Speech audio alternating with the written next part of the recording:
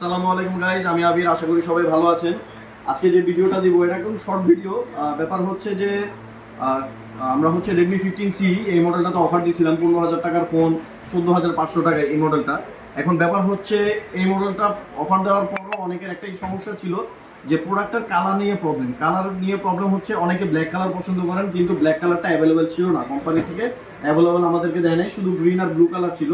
তো এখন আজকে মানে কালকের জন্য আর কি, শুক্রবারের জন্য আপনারা 15Cর প্রতিটা কালার অ্যাভেলেবেল পেয়ে যাবেন, গ্রিন কালার, ব্লু কালার এবং ব্ল্যাক কালার। এই যে দেখেন আমাদের কাছে হচ্ছে রেডমি 15Cর এই যে ব্ল্যাক কালার চলে আসছে।